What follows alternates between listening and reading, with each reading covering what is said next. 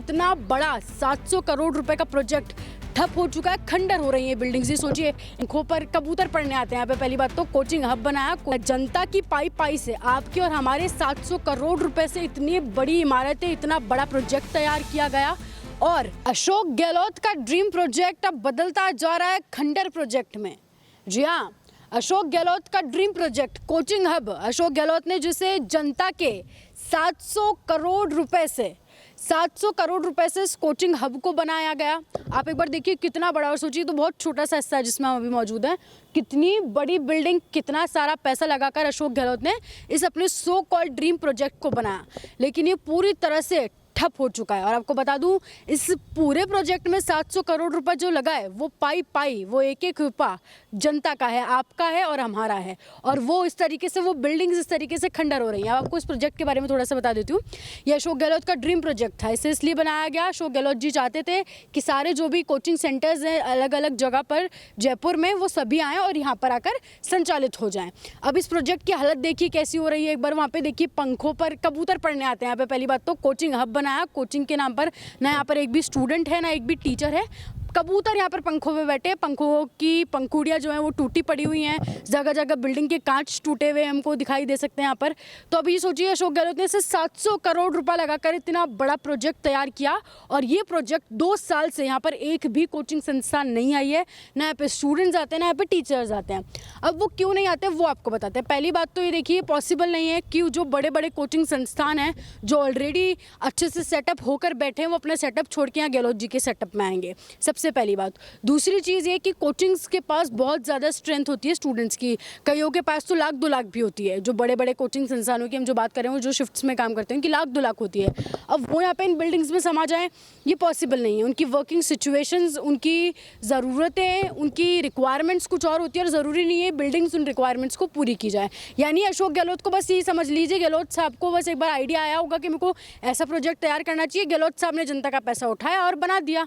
अब वो प्रोजेक्ट उन्होंने ना आगे का सोचा कि ये काम कर पाएगा, ये प्रैक्टिकली पॉसिबल है या नहीं, आगे पीछे की चीज़ें जो भी पॉसिबिलिटीज़ होनी चाहिए, प्रोबेबिलिटीज़ जो होनी चाहिए, उनके बारे में गहलोत जी शायद बिल्कुल नहीं सोच पाए। इसीलिए इतना बड़ा 700 करोड़ रुपए का प्रोजेक्ट ठप हो चुका है, खंडर हो रही है बिल्डिंग्स। ये सोचिए, इन बिल्डिंग्स के अंदर तो शायद अभी अगर जाना संभव होगा तो आपको अंदर से भी ज़रूर ये बिल्डिंग्स में दिखाऊंगी। इन बिल्डिंग्स के अंदर से कैसी हालत होगी। 2 साल इस प्रोजेक्ट को पूरा हुए वो हो चुके हैं, और उसके बाद भी आज तक यहाँ पर एक भी कोचिंग संस्थान आई है, ना ही यहाँ पर कोई स्टूडेंट है, ना ही यहाँ पर कोई टीचर है। और अंदर भी इन बिल्डिंग्स की ऐसी हालत होगी। एक और वजह आपको बता दूँ, यहाँ पे कोचिंग संस्थान क्यों नहीं आते।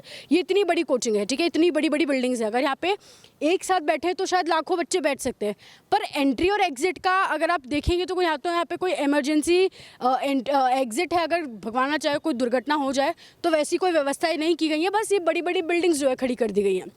लेकिन अब जल्दी ये खंडर बिल्डिंगें जो आपको दिख रही हैं, शायद बेहतर तरीके में बदलती हुई नज़र आ सकती है, क्योंकि भजनलाल सरकार ने एक प्रस्ताव पास किया है कि IIT जोधपुर को जो है ये जगह अब फ्री में दी जाएगी। सोचिए, जनता की पाई से, आपके और हमारे 700 करोड़ रुपए से इतनी बड़ी इमारतें, इतना बड़ा प्रोजेक्ट तैयार किया गया, और अब इसको फ्री में IIT जोधपुर को दिया जाएगा, और IIT जोधपुर के स्टूडेंट्स यहाँ पर पढ़ने आएंगे।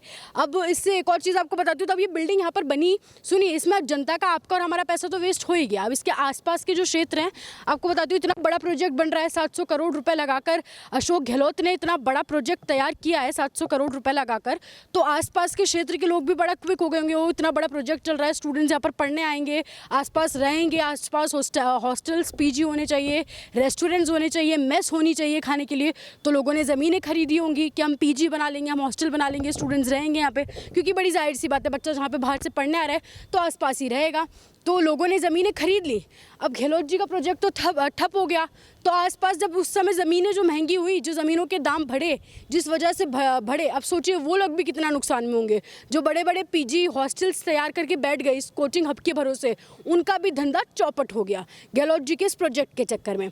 अब लेकिन IIT जोधपुर क्योंकि यहाँ शिफ्ट होने वाला है, तो जाहिर सी बात है, अब जो PG जो हॉस्टल्स उन लोगों ने बनाकर तैयार कर लिए, शायद अब वो भी संचालित हो पाएंगे, और IIT जोधपुर को 700 करोड़ रुपए की ये खंडर बिल्डिंग, आपके और हमारे पैसे की खंडर बिल्डिंग अब फ्री में दी जाएगी, और IIT जोधपुर जल्द ही यहाँ पर संचालित होगा। भजनलाल सरकार इस पर बड़ी तेज़ी से काम कर रही है। प्रस्ताव भी हालांकि इसके लिए शायद अभी पास नहीं हुआ है, बट इस चीज़ पे कमेटी जो है काम कर रही है और जल्दी ही ये पूरी जगह जो है वो IIT जोधपुर को सौंप दी जाएगी। अब सोचिए किस तरह से आपका और हमारा जो 700 करोड़ रुपया इस पूरी इतनी बड़ी इमारत में लगा, अब वो ठप पड़ा है। ना यहाँ पर स्टूडेंट्स आ रहे हैं, ना टीचर्स आ रहे हैं। तो मेरे हिसाब से एक बार गहलोत साहब भी आकर देख लें कि किस तरीके से वो जनता के पैसे को बर्बाद कर चुके हैं। 2 साल हो गए, सोचिए 2 साल में ये बिल्डिंग आधी भी काम नहीं कर पाई। 700 करोड़ रुपए जो इन्वेस्ट किया, शायद 7 करोड़ का भी बेनिफिट नहीं हो पाया और 700 करोड़ रुपए यूं ही पानी में चला गया। 700 करोड़ रुपए को आग लग गई और अभी बिल्डिंग इस तरीके से खंडर पड़ी है।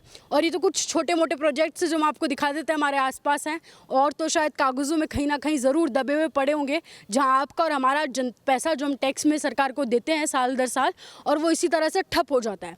अब इस बिल्डिंग को यूज़ किया जाएगा। इतनी बड़ी बिल्डिंग है, इतनी बड़ी इमारत है, आसपास के क्षेत्र में भी बिजनेस जो है वो जो विकास है वो शायद बढ़ पाएगा कुछ स्तर पर, क्योंकि IIT जोधपुर यहाँ पर शिफ्ट होने वाला है।